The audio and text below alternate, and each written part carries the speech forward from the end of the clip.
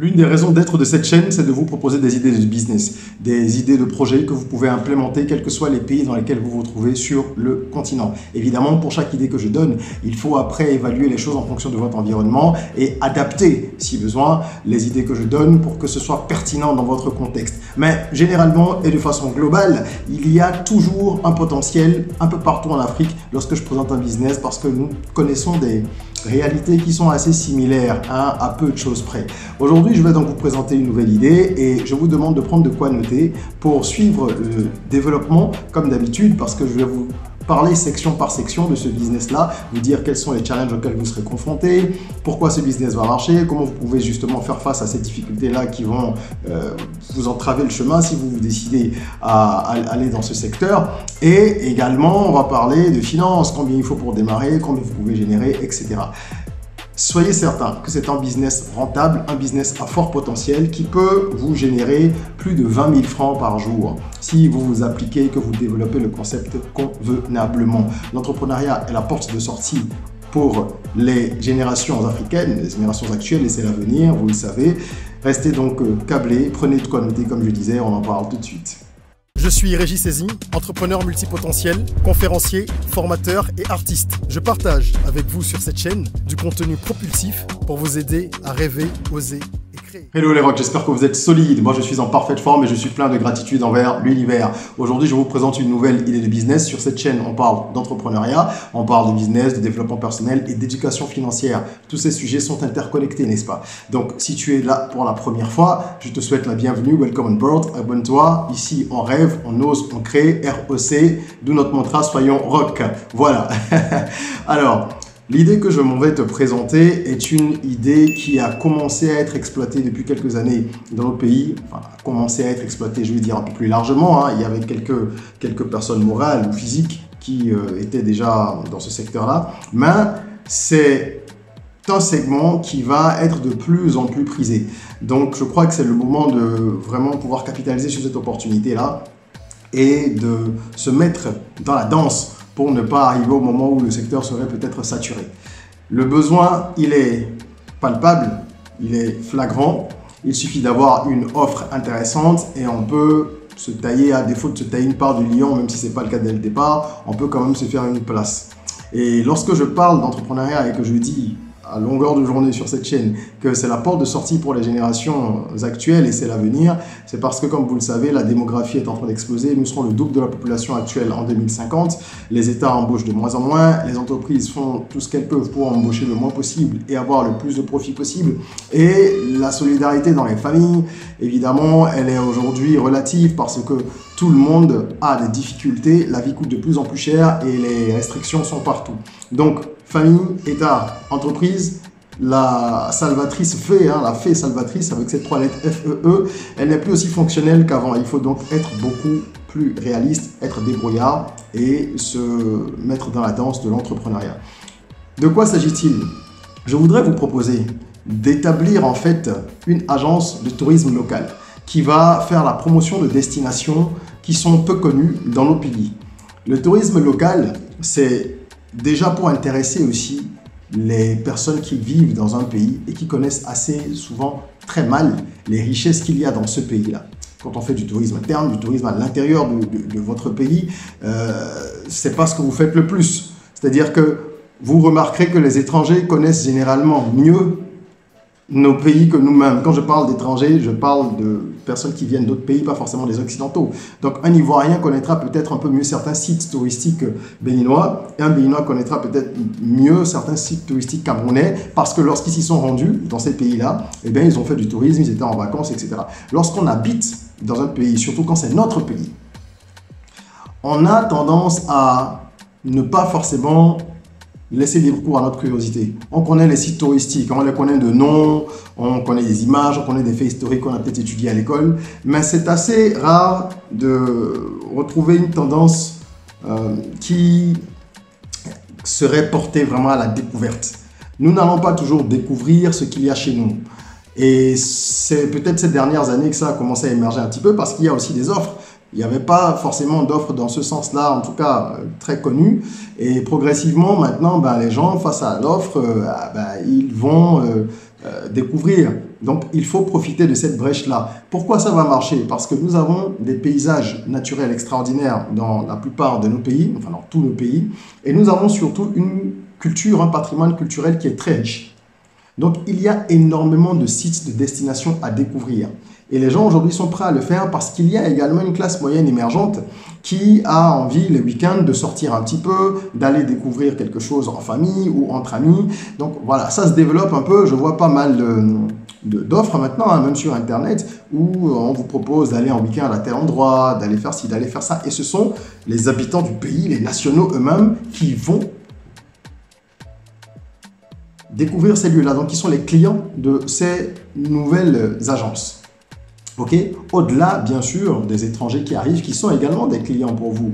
Mais si vous montez cette boîte, ça va d'abord être pour satisfaire une demande locale de plus en plus forte. Les gens ont les moyens et ils ont la curiosité aujourd'hui d'aller découvrir ce qui se passe ailleurs dans leur pays, plutôt que de tout le temps vouloir sortir, aller dans un pays voisin ou en Occident pour aller visiter ceci ou cela. Donc, c'est un business qui va fonctionner et qui présente de nombreux avantages. Vraiment, parce que, comme je vous ai dit, hein, la demande elle est là, la classe moyenne va continuer à s'étoffer si tout va bien, et la démographie qui va également continuer à croître va forcément créer une demande de plus en plus forte. Il y a pour moi ici la possibilité d'offrir des circuits touristiques, ok, comme on le fait d'habitude, mais aussi d'offrir des propositions à la carte. Donc, je peux choisir...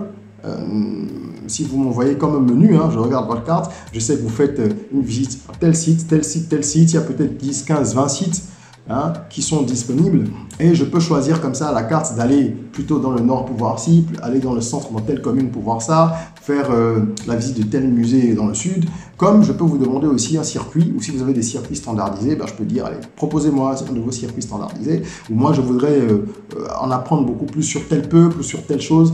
Il faut permettre aux gens de personnaliser un petit peu leur séjour touristique hein, ou leur week-end, et c'est ça qui va apporter justement la plus-value dans ce que vous allez mettre à disposition des clients. Les challenges sont nombreux, c'est vrai, comme dans tout business, mais ils ne sont pas insurmontables. La concurrence, elle existe comme partout, il va falloir vous différencier à travers une stratégie de tarification, les produits que vous allez proposer, bref, c'est toute l'offre marketing, tout le packaging que vous allez mettre en place qui va vous permettre de vous différencier.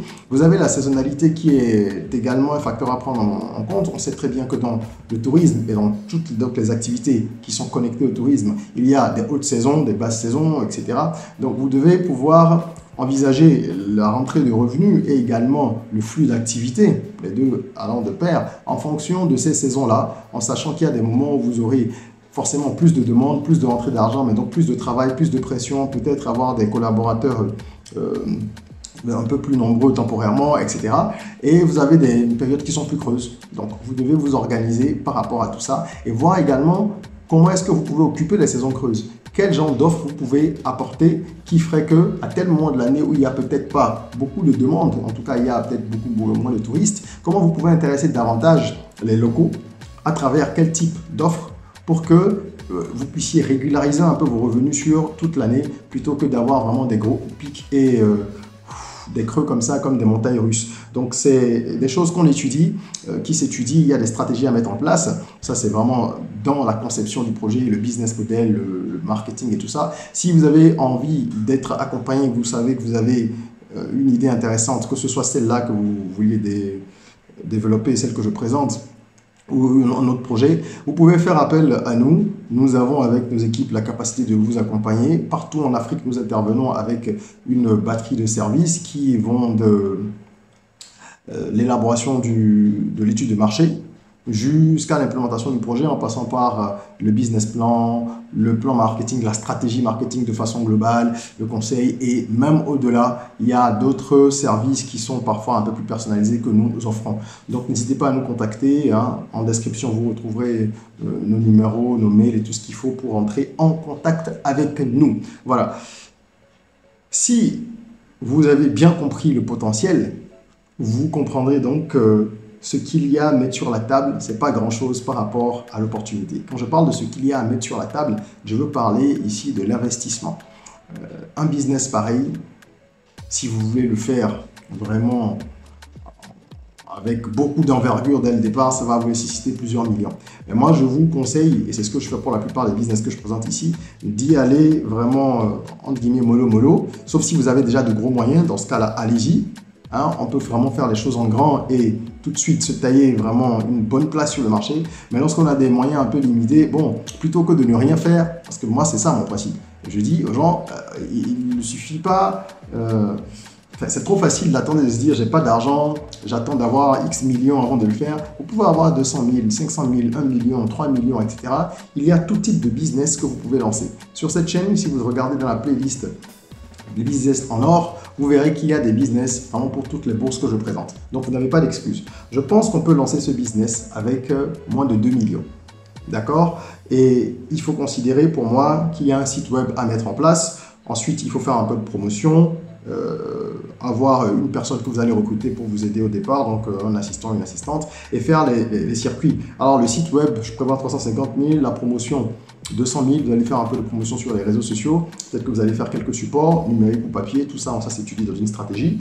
Puis le circuit, c'est-à-dire que vous-même, ce que vous allez proposer aux gens comme circuit, il faut que vous ayez testé les activités qu'il y a à faire. Si c'est la visite de musée, si c'est la visite d'un zoo, s'il s'agit d'aller voir une cascade, vous devez vous-même tester tout ça avant de proposer. Donc moi, je prévois 500 000. Vous ne pourrez pas faire tout ce qu'il y a dans votre pays, évidemment, mais avec les 500 000, faites déjà 2, 3, 4, 5 destinations, ce qui est possible.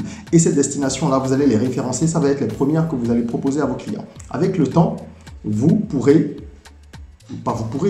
devrez élargir donc les offres. Et vous aurez eu de l'argent grâce aux premiers clients que vous allez pouvoir réinvestir pour tester. Parce qu'il faut toujours tester soi-même. Vous devez tester ce que vous allez proposer aux gens et aller faire le tour. Donc, commencez avec 500 000 pour faire les tests. Et je finirai avec le personnel. Comme je vous ai dit, vous mettez 250 000 de côté. Ça va permettre de payer quelques mois de salaire à l'assistant que vous avez. Si vous payez cette personne 75 000, 80 000, à vous de voir.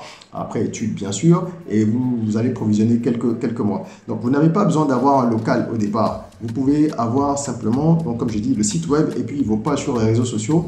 Proposez vos circuits. Si les gens sont d'accord, ils vous contactent, ils payent et vous leur faites faire le circuit. Voilà. Et c'est tout, quoi. Moi, je connais des gens qui ont commencé dans le tourisme comme ça, sans bureau. Et qui aujourd'hui, même ayant un bureau, ne sont pas en contact avec les clients tout le temps parce que les clients payent à distance. Lorsque la confiance est établie, et puis après ils tournent, ils vont faire leur circuit, ils reviennent et tout. Maintenant, si vous voulez prendre un bureau, vous pouvez aussi prendre un petit local qui ne coûte pas grand-chose. Mais globalement, avec 1,3 million, moi je dis qu'on peut démarrer. Si on veut prendre un local en plus, on peut voir dans les 1,6, 1,7. Bref, moins de 2 millions, peu importe la formule que vous allez choisir, ce serait suffisant pour pouvoir lancer cette offre-là. Vous commencez dans un pays, vous pourrez progressivement, si ça marche très bien et que ça grossit, aller dans d'autres pays et avoir des circuits qui soient un peu sous-régionaux, par exemple. D'accord? Qu'est-ce que vous pouvez gagner? Vous pouvez gagner pas mal d'argent. Ici, il y a deux façons principales de gagner de l'argent. La première, c'est en vendant les circuits. Donc, tous les forfaits touristiques que vous allez vendre, vous pouvez avoir un circuit à 200 000, un circuit à 500 000, un circuit à 50 000, lorsque c'est peut-être un seul endroit qu'on visite, etc. Et comme je disais, pas mal de choses à la carte. D'accord? Quand je dis circuit à 50 000, c'est peut-être deux endroits qui sont situés à proximité l'un de l'autre que la personne va visiter. Si par exemple c'est à Ouidah au Bénin, il y a plusieurs attractions qui sont plus ou moins rapprochées. Donc ça va être des petites formules. Après, vous avez à la carte des visites que les gens peuvent faire dans un seul site. Allez voir tel site, allez voir tel lac, allez voir telle rivière et choisir. Et vous allez maintenant vendre au-delà de ça un certain nombre d'autres choses. Donc déjà pour les forfaits touristiques, si je considère qu'on prend une moyenne de 100 000 parce qu'il y en aura de moins cher et il y en aura de plus cher. Si on prend une moyenne de 100 000 et que vous avez 75 clients sur l'année, ça vous fait 7,5 millions. 75 clients sur l'année, franchement, c'est pas folichon. C'est pour dire, honnêtement, c'est quelque chose que vous pourriez faire, quoi. On peut réaliser ça sans trop de difficultés. Si vous faites la communication comme il faut, malgré les moyens minimes au départ, c'est une question de stratégie, vous allez pouvoir avoir ce nombre de clients-là. Ensuite, vous avez les commissions sur les réservations. Vous devez intégrer ces services complémentaires qui vont ramener des revenus en plus. Si quelqu'un veut louer une chambre d'hôtel parce que la personne va dans une région qui a, je sais pas moi, 75 km et à booker le week-end d'un service chez vous pour le week-end, 2 jours, mais la personne a besoin d'une nuitée ou peut-être de 2 si elle part déjà le vendredi. Vous allez proposer, vous, les hôtels, donc vous avez des hôtels partenaires, vous avez des propriétaires d'appartements qui sont des partenaires, des restaurants partenaires, un certain nombre de services qui tournent autour, donc des transporteurs partenaires, d'accord, quelqu'un qui a une voiture, une compagnie de bus, etc. Et vous vous arrangez pour avoir des commissions. 10%, 15%, 10%, 15%, même si ce n'est que 10%, c'est déjà beaucoup. Je dis que, mais c'est beaucoup. Donc, imaginez ce que vous pouvez faire. Je fais une estimation à 1 million de commissions sur l'année. C'est vraiment une estimation. Ça voudrait dire que vous avez fait booker des chambres, vous avez fait booker des trajets et tout ça pour 10 millions. Et vous avez peut-être 1 million. Ça vous fait 8,5 millions. Et vous allez maintenant extraire vos marges qui sont assez élevées dans ce secteur-là, qui peuvent monter jusqu'à 40, 50% et parfois plus. Donc, nous sommes là dans un schéma vraiment à minima et c'est quelque chose que vous pourriez rapidement atteindre comme chiffre. Pour cela, il faut mettre en branle un certain nombre d'astuces. Il y a des techniques, c'est ce que j'appelle les astuces rock. On ne peut pas toutes les évoquer ici parce que sinon la vidéo serait trop longue. Tout ce que je peux vous dire, déjà pour vous donner des petits tips, c'est qu'il faut miser aussi sur les entreprises. Parce que quand vous avez une entreprise qui organise par exemple un événement et offre à ses collaborateurs par exemple un séjour, vous avez peut-être 10, 20, 30, 40, 50 personnes en une fois et ça vous permet de faire du chiffre. Donc, il faut viser aussi les entreprises au-delà des particuliers et vous assurer que les communautés locales soient véritablement impliquées dans votre projet. Quand vous travaillez sur une région où vous proposez des circuits, il faut que vous impliquiez les populations locales, les communautés locales, donc en les intéressant, c'est déjà à travers le relationnel, mais aussi avec de l'argent, pour qu'elles aient véritablement envie de s'impliquer quand les gens viennent, qu'elles soient accueillantes. Vous pouvez avoir des offres très originales. Quelqu'un doit passer dans une zone, il faut qu'il aille manger peut-être, même pas peut-être, dans un petit coin typique. Vraiment, les gens, ils veulent de l'authenticité. Ils veulent être au contact de la réalité et pas uniquement être dans des hôtels de luxe, à aller voir uniquement ce qu'il y a dans les grands musées et tout ça. Le tourisme, c'est à la base, c'est ça, c'est vraiment s'imprégner des réalités locales et c'est une tendance qui est de plus en plus demandée. Donc voilà, pour en savoir plus, si ça vous intéresse, et vraiment bénéficier de toute notre expertise, des idées qu'on peut vous donner, de la façon d'orienter les choses. Comme je vous ai dit, vous pouvez nous contacter. Il y a 2 choses principales qu'on peut faire pour vous. La première, c'est déjà vous conseiller, si vous avez besoin juste d'avoir des avis de façon temporaire, vous pouvez booker une séance de consulting d'1 heure avec moi, le lien en description. Et là, c'est un échange qui se passe online où je vous accompagne, je réponds à vos questions, je vous donne des tips par rapport à un projet. Et la seconde option, elle consiste, comme je disais, à vraiment solliciter nos services de façon transversale pour vous accompagner dans une dynamique plus professionnelle et très structurée, études de marché, business plan, tout ce qui va avec, jusqu'à ce que vous puissiez lancer votre projet. Voilà. J'espère que cette vidéo vous aura plu. Mettez un petit like si c'est le cas, ça nous fait toujours plaisir, ça nous encourage à continuer à diffuser du contenu propulsif et surtout, ça permet aux vidéos d'être mieux référencées et donc de pouvoir être vues par plus de monde. Le but, c'est de construire une communauté qui soit solide et où on peut se tirer les uns et les autres vers le haut et pouvoir véritablement exploiter notre potentiel au maximum, chacun autant que nous sommes. En attendant qu'on se retrouve pour une nouvelle vidéo, n'oubliez pas, prenez soin de vous, de votre corps, mais aussi surtout de votre mind. Rêvons, osons, créons, soyons rock.